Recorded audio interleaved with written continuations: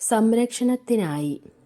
ഈ പ്രാർത്ഥനയിൽ വിശ്വാസി പരിശുദ്ധ കന്യകാമറിയത്തിന്റെ മാതൃത്വ സംരക്ഷണത്തിൽ തന്റെ ജീവിതവും കുടുംബവും പൂർണ്ണമായി ഏൽപ്പിക്കുന്നു. മനുഷ്യജീവിതം അനിശ്ചിതത്വങ്ങളും അപകടങ്ങളും നിറഞ്ഞതാണെന്നത് ഈ പ്രാർത്ഥന ഓർമ്മിപ്പിക്കുന്നു. ശരീരപരമായും മാനസികമായും ആത്മീയമായും നമ്മൾ പലവിധ ഭീഷണികൾ നേരിടുന്നു. അത്തരം സാഹചര്യങ്ങളിൽ ദൈവമാതാവിൻ്റെ സംരക്ഷണം അഭ്യർത്ഥിക്കുന്നത് വിശ്വാസത്തിൻ്റെ ആഴമുള്ള പ്രകടനമാണ്. എൻ്റെ ജീവിതവും കുടുംബവും നിന്റെ മാതൃത്വ സംരക്ഷണത്തിൽ ഏൽപ്പിക്കുന്നു എന്ന വാക്കുകൾ സ്വന്തം കഴിവുകളും ശക്തിയിലും മാത്രം ആശ്രയിക്കാതെ ദൈവത്തിൻ്റെ കരുണയിൽ പൂർണ്ണമായി ആശ്രയിക്കാനുള്ള മനോഭാവം കാണിക്കുന്നു. മറിയം ഒരു അമ്മയായതിനാൽ മക്കളുടെ വേദനയും ഭയവും അവൾക്ക് ആഴത്തിൽ മനസ്സിലാക്കാൻ കഴിയും എന്ന വിശ്വാസമാണ് ഇതിന് പിന്നിൽ. കുടുംബം ദൈവത്തിൻ്റെ വലിയ സമ്മാനമായതിനാൽ അതിൻ്റെ സുരക്ഷയും ഐക്യവും മറിയത്തിൻ്റെ കയ്യിൽ ഏൽപ്പിക്കുന്നത് ആത്മീയ സംരക്ഷണത്തിൻ്റെ അടയാളമാണ്.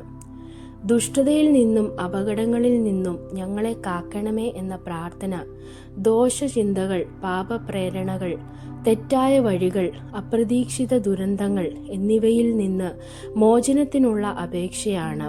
ദുഷ്ടത എല്ലായ്പ്പോഴും പുറത്തു നിന്നും മാത്രമല്ല, പലപ്പോഴും മനുഷ്യന്റെ ഉള്ളിൽ നിന്നുമാണ് ഉണ്ടാകുന്നത്. അതിനാൽ ഹൃദയം ശുദ്ധമായി നിലനിർത്താനും തെറ്റായ തീരുമാനങ്ങളിൽ നിന്ന് മാറി നിൽക്കാനും മറിയത്തിന്റെ ഇടപെടൽ ആവശ്യപ്പെടുന്നു.